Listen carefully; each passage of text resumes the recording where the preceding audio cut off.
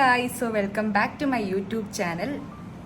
So ഇന്നത്തെ ഒരു video വന്നിട്ട് ലൈക്ക് മീൻസ് എന്താണ്, നാളെ എനിക്ക് GPAT എക്സാം ആണ്. സോ അതിൻ്റെ ലാസ്റ്റ് മിനിറ്റ് പ്രിപ്പറേഷൻസും പിന്നെ എന്താണ്, എനിക്ക് തൃശ്ശൂരാണ് സെൻറ്റർ കിട്ടിയിരിക്കുന്നത്. അപ്പം തൃശ്ശൂർ അങ്ങോട്ടുള്ള യാത്രയും അതൊക്കെയാണ് ഈ ഒരു വീഡിയോ വന്നിട്ട്. സോ ലാസ്റ്റ് മിനിറ്റ് പ്രിപ്പറേഷൻസ് നടന്നുകൊണ്ടിരിക്കുകയാണ്. ചിലതൊക്കെ ഫസ്റ്റ് ടൈമുമാണ്. എന്താണ്, കുറേയൊക്കെ ഇന്ന് ഈ തലേദിവസമാണ് ഞാൻ റിവൈസ് ചെയ്യണതും. ഇതൊക്കെ പണ്ട് എന്തൊക്കെയോ പഠിച്ചിട്ടുണ്ട്, പക്ഷേ പണ്ട് ഈ സിലബസിലുള്ള കാര്യങ്ങളൊന്നുമല്ല, എക്സ്ട്രാ കുറച്ചും കൂടി ഉണ്ട്.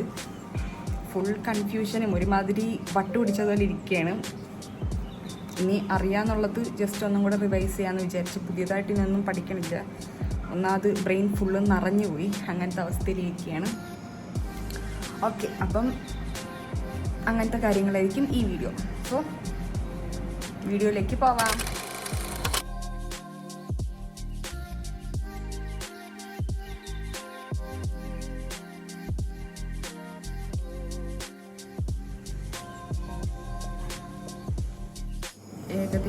ഏകദേശം ഒന്നും പറയാൻ പറ്റില്ല. ഞാൻ നോക്കണത് തന്നെ നാളെ വരുമെന്നൊന്നും എനിക്കറിഞ്ഞൂടാ.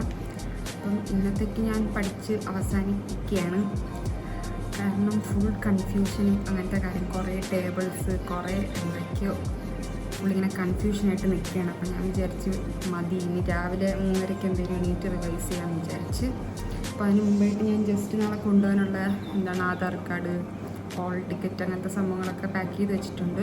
ഇനി ഈ മാല, കമ്മൽ ഇതൊന്നും ഇട്ടുകൂടാ. അങ്ങനെ ഡ്രസ് കോഡും സംഭവങ്ങളൊക്കെ ഉണ്ട്. ഇതൊക്കെ ഊരി വെച്ചിട്ട് കിടന്നുറങ്ങാമെന്ന് വിചാരിച്ച് ഇതൊക്കെ എടുത്ത് വിടട്ടെ.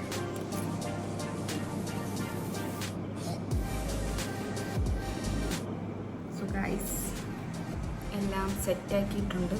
ഇനി രാവിലെ 3:30 കാണാം. അങ്ങനെ ഒരു 3:30 ആയപ്പോഴേക്കും എണീറ്റ്, ഉറക്കമേ ഇല്ലായിരുന്നു.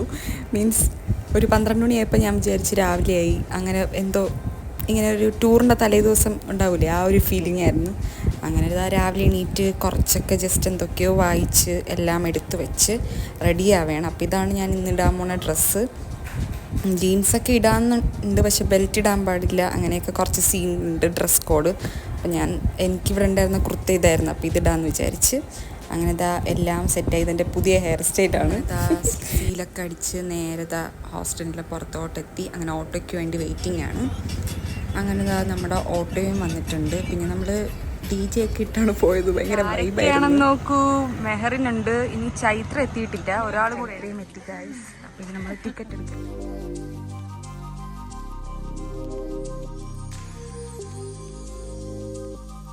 അങ്ങനെ റെയിൽവേ സ്റ്റേഷനിൽ ഇങ്ങനെ വായി നോക്കിക്കൊണ്ട് നിന്നപ്പോഴാണ് ഇങ്ങനൊരു ഗ്യാങ്ങിനെ കണ്ടത്.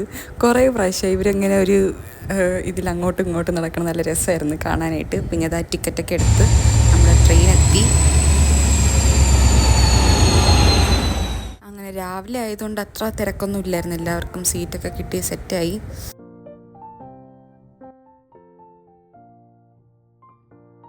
നമ്മളിതാ ഷൊർണൂർ റെയിൽവേ സ്റ്റേഷനിലെത്തി. ഇനി വല്ലതും പോയി കഴിച്ചിട്ട് നല്ല വിഷം. അങ്ങനെ നെയ് റോസ്റ്റ്, വട ഇതൊക്കെ ഉണ്ടായിരുന്നു അവിടെ എത്തിയപ്പോഴേക്കും. അങ്ങനെ അത് കഴിച്ചു. ഇറങ്ങി. എനിക്ക് അത്ര അങ്ങ് ഇഷ്ടപ്പെട്ടില്ല, എന്തോ ഒരു സുഖമില്ല കഴിക്കാനായിട്ട്.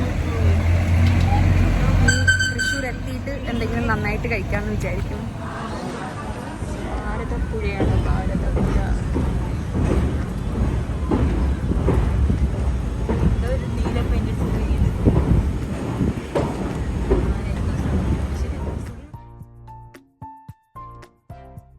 നമ്മളുടെ തൃശ്ശൂർ എത്തി, തൃശ്ശൂർ റെയിൽവേ സ്റ്റേഷൻ.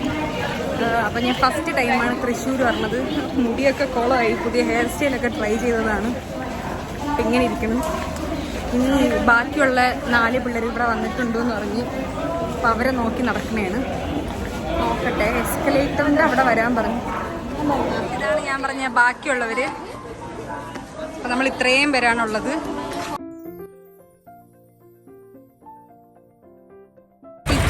നിന്നാലേ ഓട്ടോ പുറത്ത് റെയിൽവേ സ്റ്റേഷൻ്റെ പുറത്തിറങ്ങിയിട്ട് ഓട്ടോ തരാമെന്ന് വിചാരിച്ചു. നല്ല മഴയും പെയ്യുന്നുണ്ട്. കുട എടുക്കാൻ വയ്യ, കുട ഉണ്ട് പക്ഷെ കുട വെക്കാനുള്ള കവറില്ല. അപ്പോൾ കുട എടുക്കാൻ നല്ല മടി.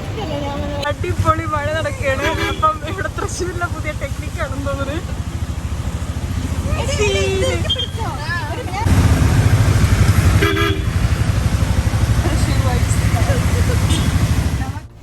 രാവിലെ കുളിക്കാതെ ഇറങ്ങിയോണ്ടായിരിക്കും. കുളിപ്പിച്ച് മഴ അതാ ഫുൾ നനഞ്ഞു.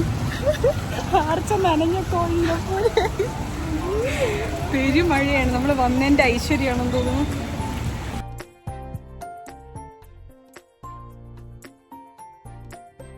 അങ്ങനെ ഒരു ഉച്ചയൊക്കെ ആയപ്പോഴേക്കും നമ്മൾ നേരെ ഇറങ്ങി ഫുഡ് കഴിക്കാനായിട്ട് പോയി.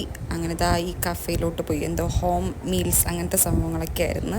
അടിപൊളി വൈബായിരുന്നു അവിടെ. പിന്നെ എക്സാമിൻ്റെ ഇതൊക്കെ ആയതുകൊണ്ട് എനിക്ക് കൂടുതലങ്ങോട്ട് എക്സ്പ്ലെയിൻ ചെയ്യാനോ അങ്ങനെ ആസ്വദിക്കാനായിട്ട് പറ്റിയില്ല. ആ ഒരു ചെറിയ ടെൻഷനും അങ്ങനത്തെ കാര്യങ്ങളൊക്കെ ഉണ്ടായിരുന്നു. അങ്ങനെ എല്ലാവരും സെറ്റായി വാഴയിലയിലായിരുന്നു. നമ്മൾ ഊണാണ് ഓർഡർ ചെയ്തിട്ടുണ്ടായിരുന്നത്. വേറെയും എന്താണ് പലതരം ഫിഷും അങ്ങനത്തെ കാര്യങ്ങളൊക്കെ ഉണ്ടായിരുന്നു. നമ്മൾ പിന്നെ ഏറ്റവും ലൈറ്റായിട്ട് കഴിക്കാമെന്ന് വിചാരിച്ച് പിന്നെ അവിടെ നിന്ന് ഇറങ്ങി നേരെ നമ്മൾ സെൻറ്ററിലോട്ട് പോയി. നമ്മളിതാ എക്സാം എഴുതാൻ പോവുകയാണ്. ഇനിയിപ്പോൾ എക്സാമൊക്കെ കഴിഞ്ഞിട്ട് കാണാം. ബൈ. അങ്ങനെ എക്സാം കഴിഞ്ഞിട്ട് വിടാൻ കുറച്ച് ലേറ്റായി. അപ്പോൾ ട്രെയിന് മിസ്സാവണ്ടെന്ന് വിചാരിച്ച് നമ്മൾ ഓട്ടോ ആയിരുന്നു. അങ്ങനെ ഓടിതാ റെയിൽവേ സ്റ്റേഷനിലെത്തി. അങ്ങനെ എക്സാമിനെ കുറിച്ച് പറയുകയാണെങ്കിൽ അറിയാന്നുള്ള കുറച്ചൊക്കെ ഉണ്ടായിരുന്നു. പിന്നെ അറിഞ്ഞുകൂടാത്ത കുറച്ച് കടക്കെ കുത്തിയിട്ടുണ്ടായിരുന്നു. എല്ലാം കൂടെ ക്യാൻസലായി പോകാതിരുന്നാൽ മതി. എക്സാം കഴിഞ്ഞ് 2 ദിവസമായി. ആൻസർ കീ ഒക്കെ ഞാനൊന്ന് ചെക്ക് ചെയ്തായിരുന്നു. ഒരു 2 പേജൊക്കെ നോക്കി.